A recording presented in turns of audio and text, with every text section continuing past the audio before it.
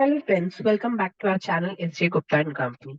दोस्तों, GST council meeting जो 11 जुलाई 2023 को हुई थी, आज हमारे इस वीडियो में हम डिस्कस करने वाले हैं कि क्या रिकमेंडेशंस पास हुए उस मीटिंग में एंड वो किस तरीके से एज अ लेमैन या फिर एज अ बिजनेसमैन आपको इफेक्ट करेंगे।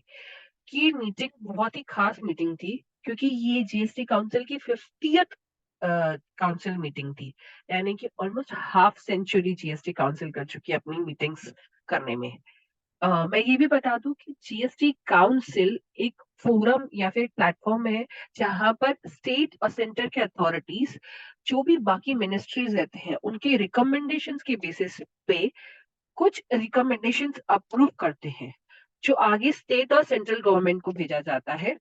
अब ये स्टेट और सेंट्रल गवर्नमेंट के पास अथॉरिटी है कि जो ये रिकमेंडेशंस जीएसटी काउंसिल ने किए हैं वो इसे अप्रूव करे कि रिजेक्ट करे।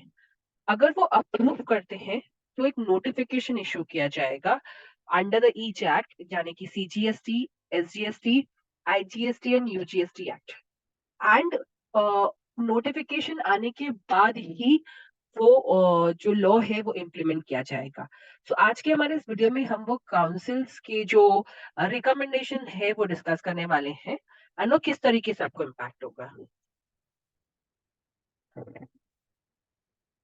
फर्स्टली, जैसे कि मैंने कहा कि ये जीएसटी की 50th काउंसिल मीटिंग थी, तो ये काफी स्पेशल मीटिंग थी।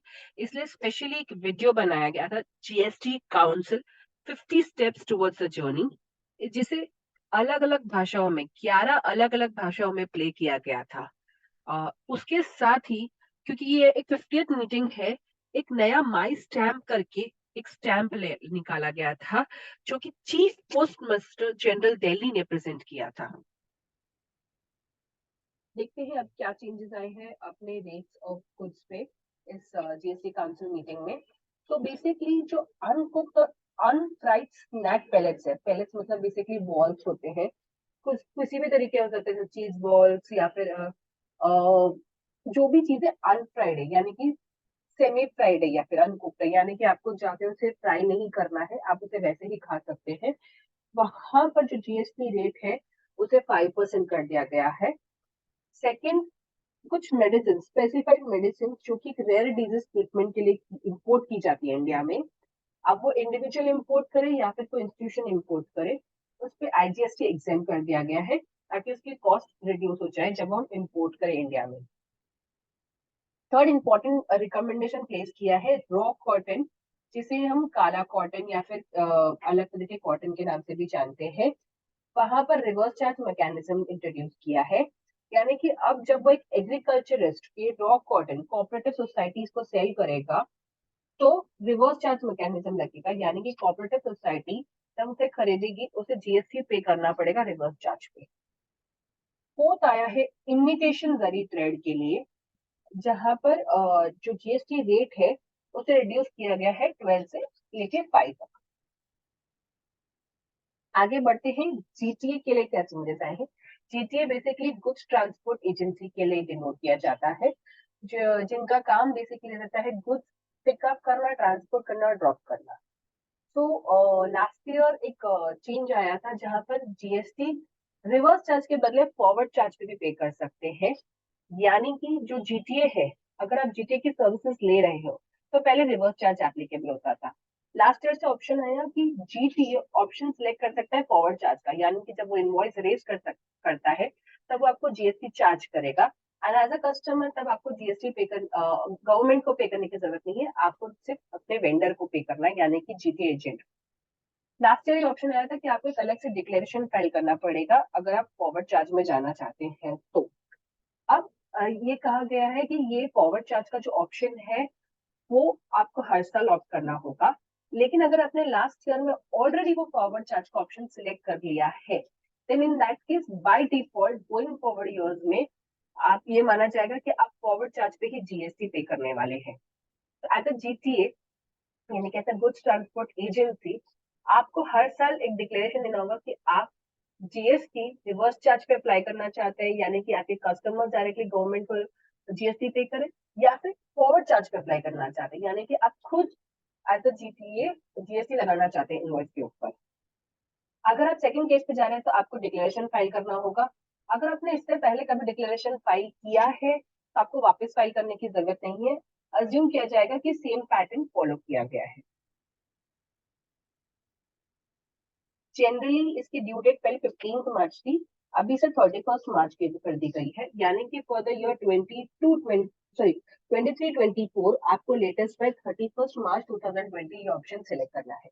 ये ऑप्शन का टैब 1 जनवरी में ओपन हो जाएगा, यानी कि जैन टू मार्च में आपको ऑप्शन सिलेक्ट करना है फॉर द नेक्स्ट ईयर। अब आया है next change cinema hall and theatres के लिए। तो बेसिकली जो फूड सर्व होता है सिनेमा हॉल्स में, जो उनका इंटरवल होता है, तब आपको पॉपकॉर्न समोसा वगैरह जो भी सर्व किया जाता है, इनिशियली पहले वहां पर 18% जीएसटी लगता था। अगर आप जो टिकट के साथ ही खरीद रहे हैं फूड का भी एक कॉम्पोजिट सर्विस ले रहे हैं, तो जो भी रेट टिकट पे एप्लीकेबल होता था वो सेम फूड पे एप्लीकेबल होता था। अगर फूड अलग से सर्व होता था, जो जनरली हर एक थिएटर्स और सिनेमा हॉल्स में होता है, तो 18% जीएसटी लगता था। अब इस जीएसटी काउंसिल रिकमेंडेशन के जरिए ये माना जाएगा कि जो खाना या फूड या बेवरेजेस आपके थिएटर में सर्व हो रहे हैं वो एक अलग रेस्टोरेंट सर्विसेज है, एंड अकॉर्डिंगली उस पर 5% जीएसटी लगेगा। तो दोस्तों ये 5% जीएसटी तभी एप्लीकेबल होगा जब आपका टिकट प्राइस सेपरेटली है एंड आपका फूड एंड बेवरेजेस का प्राइस सेपरेट है।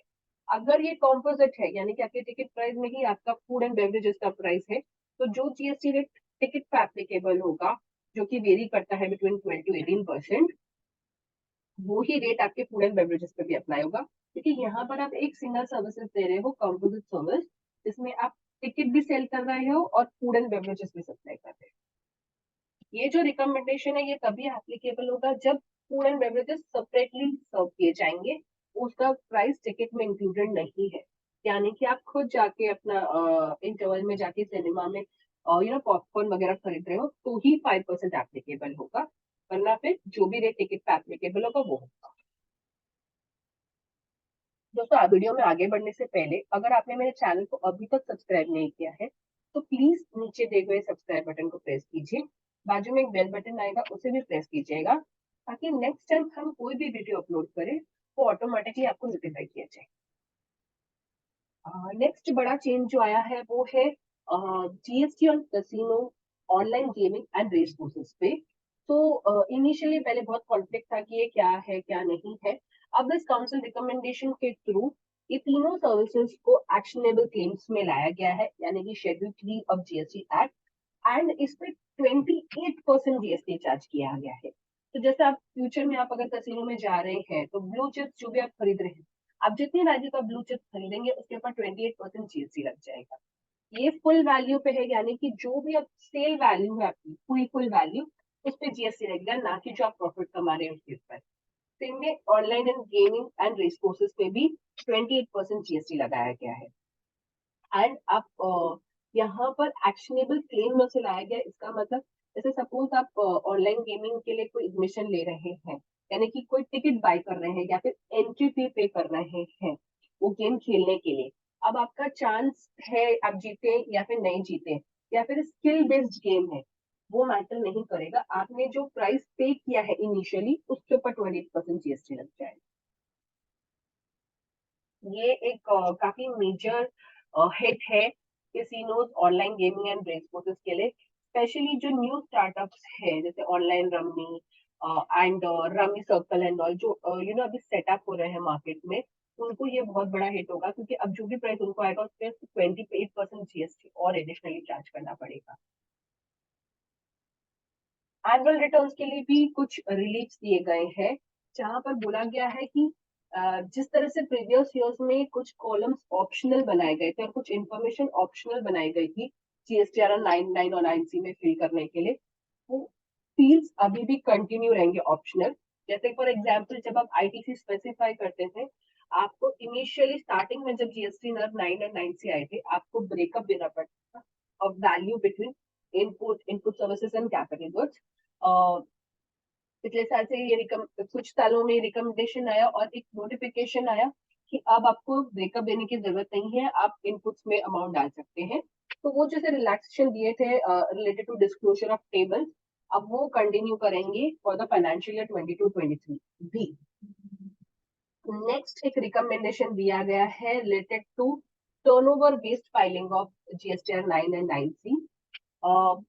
देखा जाए as per the law, then अभी भी अगर आपका irrespective of turnover GSTR 9 annual return आपका एप्लीकेबल होता है, लेकिन हर साल एक नोटिफिकेशन इश्यू किया जाता है जिसमें टर्नओवर बेस्ड क्राइटेरिया दिया जाता है, जहां पर कहा जाता है कि अगर आपका एग्रीगेट एनुअल टर्नओवर 2 CR से ऊपर है तो आपको जीएसटीआर 9 कंपलसरी है, एंड 5 CR के ऊपर है तो जीएसटीआर 9 प्लस 9C एप्लीकेबल है। फॉर फाइनेंशियल ईयर 22-23 अब तक कोई नोटिफिकेशन नहीं आया है जहां पर ये क्लैरिटी बताई हुई है कि क्या ये टर्नओवर एप्लीकेबल है कि नहीं है। बट हाँ, जीएसटी काउंसिल ने रिकमेंडेशन इसका जरूर दिया है, एंड मैं उम्मीद करती हूँ कि स्टेट और सेंट्रल अथॉरिटीज इसे एक्सेप्ट करें एंड बहुत जल्द एक नोटिफिकेशन इशू करें जहां ये टर्नओवर बेस्ड क्राइटेरिया 22-23 के लिए भी एप्लीकेबल हो जाए। दोस्तों, जब तक ये नोटिफिकेशन नहीं आता फॉर फाइनेंशियल ईयर 22-23, जीएसटीआर 9 सभी पे एप्लीकेबल है, इररेस्पेक्टिव आपका क्या टर्नओवर है। जीएसटी रजिस्ट्रेशन में भी काफी सारे चेंज आए गए हैं, जहां पर ये जानने के लिए कि जो रजिस्ट्रेशन आप कर रहे हैं वो ऑथेंटिकेट और एक्चुअल है कि नहीं, क्योंकि काफी सारे फेक रजिस्ट्रेशन हुए हैं पास्ट में। तो ऑथेंटिकेट जानने के लिए कि रजिस्ट्रेशन हुए हैं, मतलब एक्चुअल है कि नहीं, आपको अपना बैंक डिटेल्स डालना है इमीडिएटली आफ्टर ऑब्टेनिंग रजिस्ट्रेशन। ये पहले भी ये कंडीशन था, बट पहले आपके पास ऑप्शन था कि आप 30 डेज के अंदर अपना बैंक डिटेल्स अपडेट कर सकते थे। अगर आप 30 डेज के अंदर नहीं अपडेट कर, 30 days from the date of registration आपको अपना बैंक डिटेल्स अपडेट करना है ऑन द जीएसटी पोर्टल। अगर आप 30 डेज के अंदर नहीं करते थे, सॉरी 30 डेज नहीं, 30 डेज से ज्यादा था, 6 मंथ था, आपको वो 6 मंथ का टाइम पीरियड दिया गया था अपडेट करने के लिए बैंक डिटेल्स। अगर आप अपडेट नहीं करते थे तो उसके बाद आपका नंबर कैंसिल होता था। अब ये टाइम पीरियड को रिड्यूस कर दिया गया है एंड 30 डेज कहा गया है, या फिर date of filing of GSTR 1 और आईएफएफ विचएवर इज अर्लियर। तो मान लीजिए आपने रजिस्ट्रेशन आपको मिला है बाय से 25 जुलाई, तो इन दैट केस आपका जीएसटीआर 1 एप्लीकेबल हो जाता है टू बी फाइल्ड बाय 11 अगस्त, which is less than 30 days. तो यहाँ पर आपको इंश्योर करना है कि बाय 11 अगस्त आपका बैंक डिटेल्स आपने सबमिट कर दिया है ऑनलाइन। अगर आप मिस कर देते हैं उसे अपडेट करना, इन दैट केस सिस्टम में चेंजेस लाए गए हैं एंड ऑटोमेटिकली आपका जीएसटी नंबर कैंसिल कर दिया जाएगा। द मोमेंट आप अपना बैंक डिटेल्स अपडेट करो, उसे ऑटोमेटिकली रिवोक भी हो जाएगा। तो टू एंश्योर कि अकाउंट और जीएसटी रजिस्ट्रेशन फेक नहीं है, गवर्नमेंट ने ये सिस्टम लाया है जहां पर इम्पोर्टेंट है कि आप अपना बैंक डिटेल्स अपडेट करें जीएसटी पोर्टल पे immediately after taking the registration. अगर आप डिले करते हैं तो आपका जीएसटी नंबर कैंसिल किया जाएगा, एंड उसे रिवोक करने के लिए आपको इंश्योर करना है पहले बैंक डिटेल्स अपडेट करो, तो वो ऑटोमेटिकली रिवोक हो जाएगा। इसके अलावा फिजिकल वेरिफिकेशन एक प्रोजेक्ट पायलट बेसिस पे स्टार्ट किया गया था in the state of Gujarat. यानी कि अगर आप गुजरात में जीएसटी रजिस्ट्रेशन ले रहे हैं तो आधार बेस्ड ऑथेंटिकेशन किया जाएगा, जहां पर जो भी ऑथराइज पर्सन है उन्हें जो स्पेसिफिक आधार सेंटर्स अलॉटेड किए जाते हैं वहां पर जाके अपना फिंगरप्रिंट देके वो आधार ऑथेंटिकेट करना पड़ेगा। ये पायलट बेसिस पे गुजरात में ही सिर्फ स्टार्ट हुआ था, अब इसे यूनियन टेरिटरी ऑफ पुडुचेरी में भी स्टार्ट कर रहे हैं, एंड डिपेंडिंग क्या रिस्पॉन्स रहेगा उसके बाद बाकी स्टेट्स में भी इम्प्लीमेंट किया जाएगा।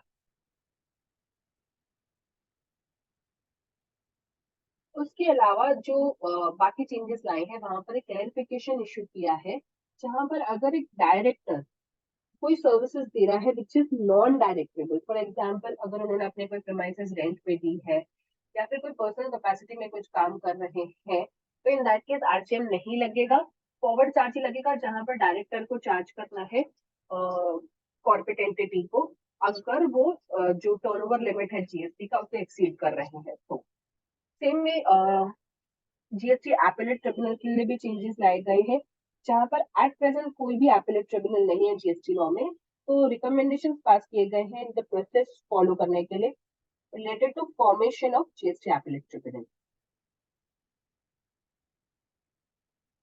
उसके अलावा आईएसडी मैकेनिज्म में चेंजेस लाए गए हैं, जहां पर अगर मान लीजिए आप कोई कॉमन सर्विसेज ले रहे हैं एट वन प्लेस, जिसका बेनिफिट आपकी बाकी सब ब्रांचेस को भी मिल रहा है, बट इनवॉइस एक ही जगह पे रेज हो रहा है, इन दैट केस आईएसडी यानी कि इनपुट सर्विस डिस्ट्रीब्यूटर रजिस्ट्रेशन को कंपलसरी कराया जाएगा। एंड जो प्रोमाइसेस जिससे वो बिल इनवॉइस रेज हो रहा है वो कॉमन सर्विसेज का, उसे कंपलसरी आईएसडी रजिस्ट्रेशन लेना होगा और ये क्रेडिट को डिस्ट्रीब्यूट करना होगा भी सभी सभी ब्रांचेस में। नेक्स्ट है रिलेटेड टू वारंटी प्रोडक्ट, यानी कि जो प्रोडक्ट आप वारंटी में सेल करते हैं या फिर रिपेयर एंड मेंटेनेंस में सेल करते हैं फ्री ऑफ कॉस्ट। इनिशियली बहुत डिस्प्यूट था, जहां पर फर्स्ट एक व्यू था कि क्योंकि वो फ्री ऑफ कॉस्ट सेल हो रहा है उस पर जीएसटी नहीं लगेगा, बट अकॉर्डिंगली जो मैंने इनपुट क्रेडिट लिया है वो तो मेरे को प्रोपोर्शनेटली रिवर्स करना पड़ेगा। सेकेंड व्यू ये लिया गया था कि जब मैं फर्स्ट टाइम सेल कर रही हूँ या फिर कोई एएमसी ले रही हूँ, तो मैं ये प्रोडक्ट उसी में सेल कर रही हूँ, तो इस तरह से जीएसटी में ऑलरेडी पे कर चुकी हूँ एंड मुझे अकॉर्डिंगली प्रोपोर्शनेट आईटीसी मिलना चाहिए और कुछ भी रिवर्स नहीं होना चाहिए। अब इस टॉपिक पे क्लैरिटी आ गई है, जो काउंसिल ने क्लैरिफिकेशन दिया है। उन्होंने कहा है कि जो भी प्रोडक्ट्स वारंटी के अंदर सेल होंगे उस पर जीएसटी नहीं लगेगा, but at the same time जो आईटीसी आप ले रहे हो वो प्रोडक्ट सेल करने के लिए वो भी रिवर्स नहीं होगा। तो इस तरीके से आपका साइकिल का चेन बना रहेगा। तो नेक्स्ट आया है चेंज ऑर्डर सर्विसेज से रिलेटेड डिस्क्लोजर में। इससे पहले जब आप as an order service provide करते थे, यानी कि online information database access retrieval services, या फिर आप ई कॉमर्स ऑपरेटर के थ्रू सर्विस प्रोवाइड करते थे, तो जब वो रिटर्न अपनी फाइल करते थे उनको बकायदा जो भी पर्सन को कर रहे हैं वो सेल, अनरजिस्टर्ड पर्सन या रजिस्टर्ड, उनकी डिटेल्स डिटेल में देनी पड़ती थी विद नाम एड्रेस एंड एवरीथिंग। अब अनरजिस्टर्ड के लिए उन्होंने एक एग्जेम्पशन ले आए हैं, जहां पर डिस्क्लोजर वाइज आपको नाम एड्रेस एंड इंडिविजुअल वाइज डालने की जरूरत नहीं है, आप सिर्फ स्टेट वाइज उसको डिटेल्स को डिवाइड करके डाल सकते हैं। एट प्रेजेंट हम B2C normal registered tax payer के लिए भी करते हैं। नेक्स्ट एक क्लैरिफिकेशन अगेन दिया गया है कि अगर कोई होल्डिंग कंपनी एक कोई शेयर्स बाय कर रही है या सिक्योरिटीज बाय कर रही है सब्सिडरी कंपनी में, तो इसे सर्विसेज नहीं माना जाएगा और इस पे जीएसटी नहीं लगाया जाएगा। तो बेसिकली ये कुछ रिकमेंडेशन थे जो जीएसटी काउंसिल ने अपने 50th जीएसटी मीटिंग में कहा गया है। हम वेट कर रहे हैं कि स्टेट और सेंटर पे इस पे ध्यान दे एंड जल्द ही नोटिफिकेशन पास करे इसे अप्रूव करने के लिए। ध्यान दिया जाए कि ये जो भी रिकमेंडेशन है ये अभी तक लॉ नहीं बने हैं, ये स्टेट और सेंटर के पास अथॉरिटी है इन रिकमेंडेशंस को अप्रूव करने की या रिजेक्ट करने की। तो वेट कीजिए जब तक नोटिफिकेशन नहीं आ जाता इसके इम्प्लीमेंटेशन के लिए। Thank you.